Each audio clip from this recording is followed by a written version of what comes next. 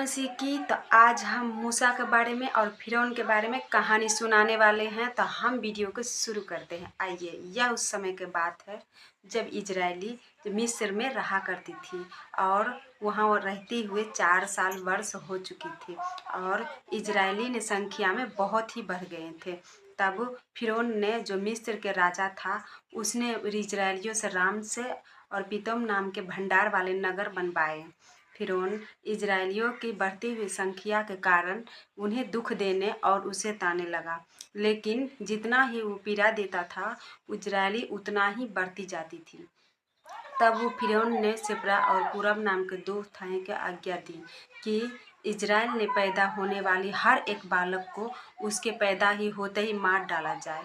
उसके ही फिरौन की यह डर था, जो यदि इजरायली ऐसे ही बढ़ती रही तो एक दिन हमारे दुश्मनों के साथ मिलकर हमसे लड़ेंगे और इस देश से निकल जाएंगे।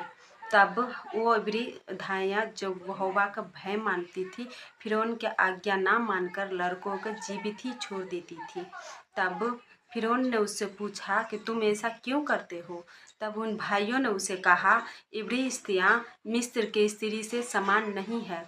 वो इतनी फुर्तीली है, वो हमारे पहुंचने से पहले ही बच्चे को जन्म दे देती है। इसलिए परमेश्वर ने उनके धाइयों के साथ भलाई की और उनके घर बसाया।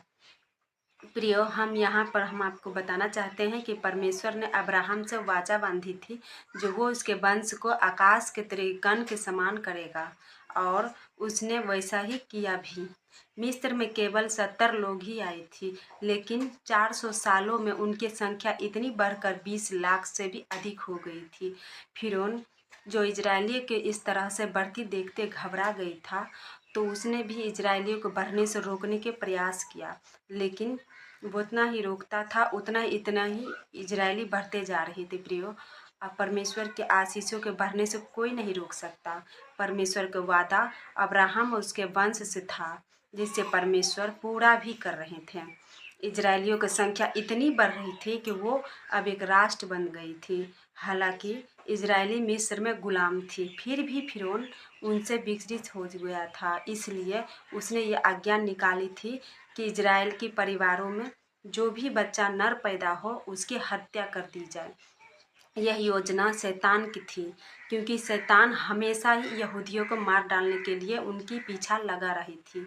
लेकिन परमेश्वर ने हमेशा इजरायलियों को उसकी युक्तियों से बचाता रहा है और शैतान की युक्तियों को उसी के सिर पर उलट देता है, जिससे परमेश्वर के शैतान के काम को अपने उद्देश्य के पूरा करने के लिए इस्तेमाल कर लेती है। वैसे ही प्रियो, हमारे जीवन में भी कई बार परमेश्वर शैतान के काम के इसलिए होने देना चाहते हैं, क्योंकि उसके द्वारा वो अपने उद्देश्यों को पूरा कर सकें। तब हम आगे देखते हैं प्रियो, उस समय लेवियों के घराने के पुरुष ने, जिसके नाम अब्राम था, लेवी के ही घराने के एक स्त्री युक्ति भेद से विवाह किया और वह स्त्री गर्भवती हुई और उसके एक पुत्र उत्पन्न हुआ।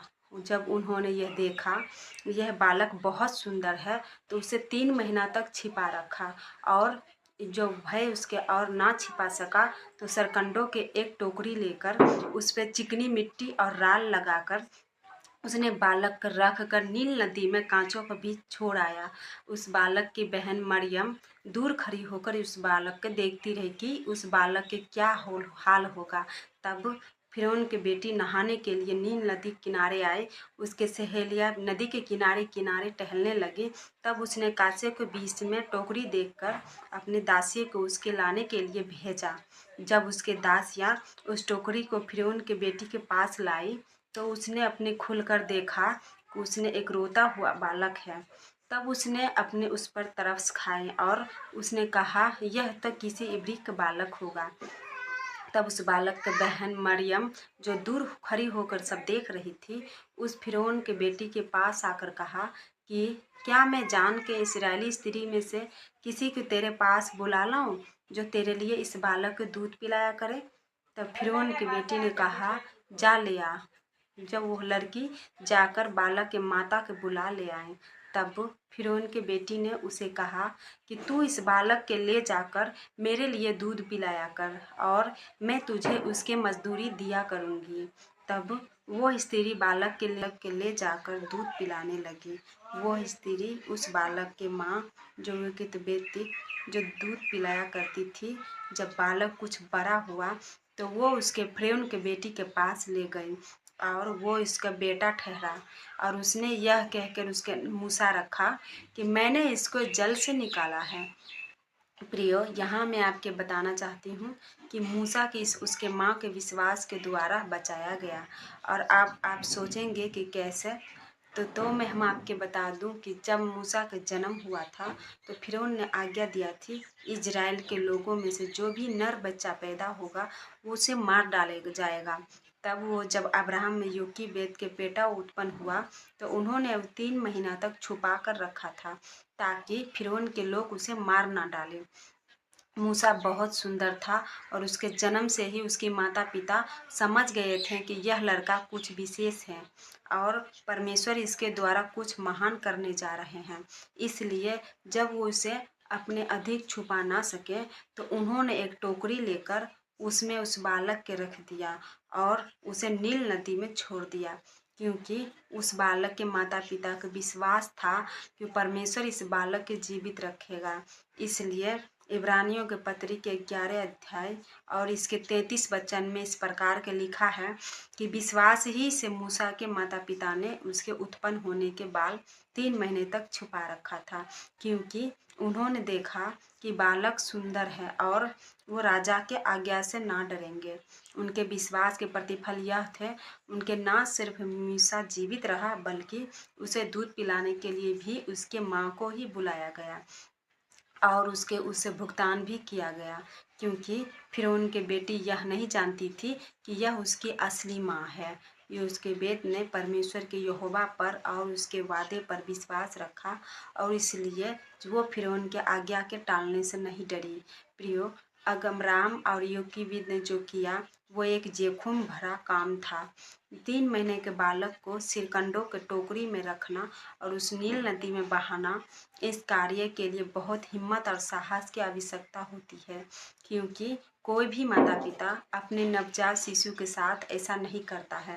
लेकिन अब्राहम और योकेबेद परमेश्वर पर भरोसा रखकर और उन्हें विश्वास था कि वो परमेश्वर ने इस बालक को चुन लिया है तो वही इसे बचाएगा, और उसे विश्वास के साथ उन्होंने ये भी जोखिम उठाया और वह बालक फिरौन के बेटी के पास पहुंच गया और जिसने उस पर तरस खाकर उसे अपना लिया।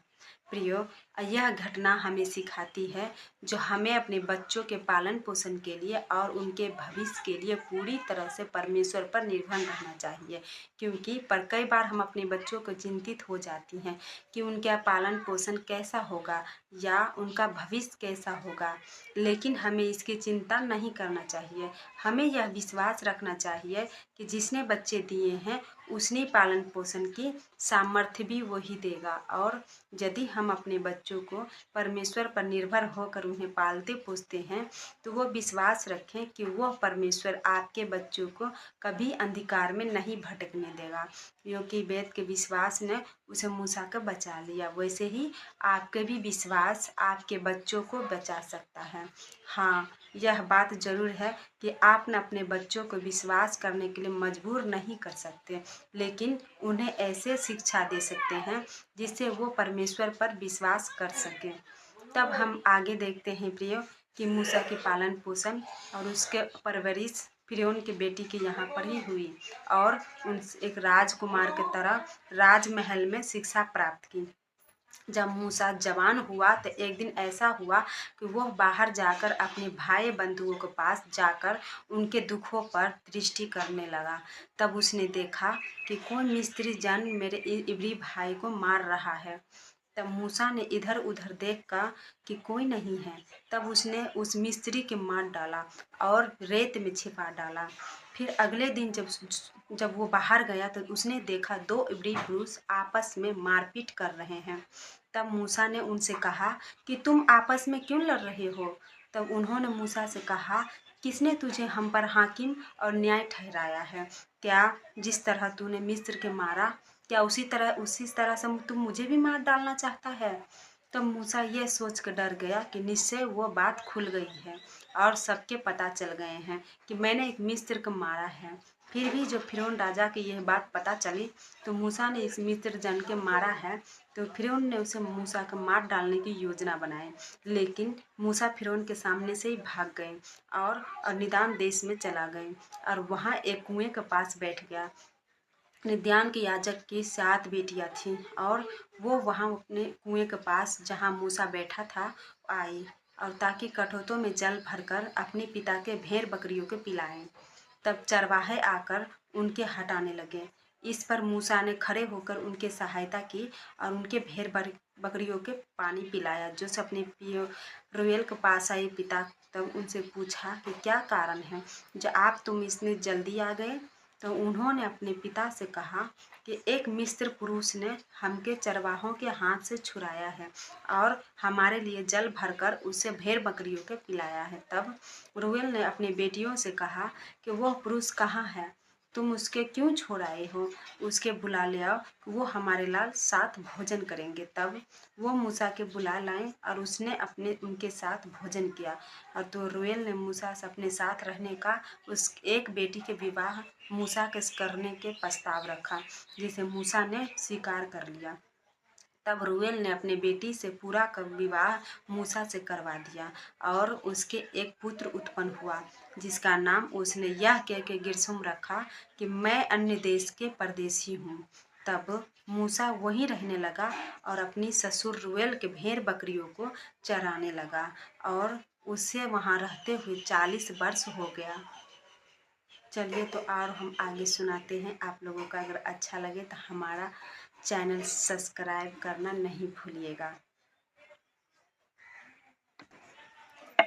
उससे वहाँ रहते हुए 40 वर्ष हो गए। प्रियो, कुछ बातें हैं जैसे घटना से हमें सीखना जरूरी है। सबसे पहले हम ये सीखते हैं कि जब मूसा का जन्म हुआ उस समय फिरौन ने इब्रियों के हर एक नर बच्चे को मारने की आज्ञा देती थी। लेकिन योकिमबेद ने मूसा के फिरौन के लोगों से 3 महीने तक छिपा रखा था। अर्थात योकिमबेद ने फिरौन के लोगों से अपने बेटे को बचाने के लिए अपनी प्राणों को भी परवाह नहीं की। वैसे ही प्रियो, परमेश्वर चाहती है कि हर एक माँ अपने बच्चों को शैतान के चंगुल से बचाने के लिए हर संभव को कोशिश करे, क्योंकि शैतान फिरौन की तरह विश्वासियों को बच्चों को फाड़ खाना चाहते थे, उन्हें बर्बाद करना चाहते हैं और नष्ट करना चाहते हैं। इसलिए हर माँ को अपने बच्चों पर सावधान होकर उसके लिए सुरक्षा के लिए हर संभव को प्रयास करना जरूरी है। इसके साथ हम यह भी देखते हैं कि जब मूसा के फिरौन की बेटी ने गोद लिया था तो उसके पालन पोषण फिरौन के महल में ही हुआ। उसे उचित शिक्षा मिली और वह मिस्र का होने वाला अगला राजा था। लेकिन मूसा के चुनने के लिए यह पर्याप्त नहीं था। मूसा का संसारिक ज्ञान और योग्यता परमेश्वर नहीं चाहती थी। परमेश्वर मूसा को सुनने बनाना चाहती थी, ताकि परमेश्वर के बुलाहट से पहले ही मूसा में कोई घमंड ना रहे या उसके अंदर घमंड करने वाली कोई बात ना रहे। इसलिए परमेश्वर ने मूसा के अगले 40 साल रेगिस्तानी बिताने दिए, जिससे मूसा यह जान ले कि वह कुछ भी नहीं है। वैसे ही प्रियो, अपने ही महिमा के लिए उपयोग करने से पहले परमेश्वर हमें रेगिस्तान में लेकर जाते हैं, ताकि वो हमारे अंदर से हर एक प्रकार के घमंड को बाहर निकाल सकते हैं और हमें सिखाएं कि हम कुछ भी नहीं हैं। और जब हम ये स्वीकार कर लेते हैं कि परमेश्वर ही सब कुछ है, तभी वो अपने महान कार्य के लिए हमें उपयोग करते हैं। एक और बात प्रियो, जब मूसा ने बाहर अपने लोगों पर अत्याचार होते देखता है तो वो एक मिस्र जन के मार डालता है। और जब ये बात सब लोगों यहाँ तक फिरौन को भी पता चल जाती है तो वो मूसा अपनी प्राण बचाने के लिए मिस्र से भाग जाता है। यहाँ हम देखते हैं मूसा जब जवान हुआ तो उसने अपने लोगों की सहायता करने के लिए कोशिश की, लेकिन उसके तरीका गलत था और उसमें ही वो असफल हो गया। अब मूसा एक हथियारा और भगोड़ा था। यहाँ हम मूसा के असफलता को देखते हैं। प्रियो, परमेश्वर हमारे असफल होने के बाद भी हमें नहीं छोड़ते हैं। हमारे असफलताएं परमेश्वर की योजना को जो हमारे जीवन के लिए है रोक नहीं सकती, बल्कि हमारी असफलता ही हमारे लिए परमेश्वर के उद्देश्य के पूर्ति के लिए मार्ग बनाती है। ध्यान रखें प्रियो, मूसा की परमेश्वर ने तब चुना जब वह पूरी तरह से टूट चुका था। आशा करती हूँ प्रियो, जो मूसा के जन्म के लिए ये घटना आपके लिए आशीषमंद रही होंगी। अगली वीडियो में एक नए विषय के साथ आप सबसे फिर मुलाकात होंगी। तब तक के लिए आप सबको जय मसीह की।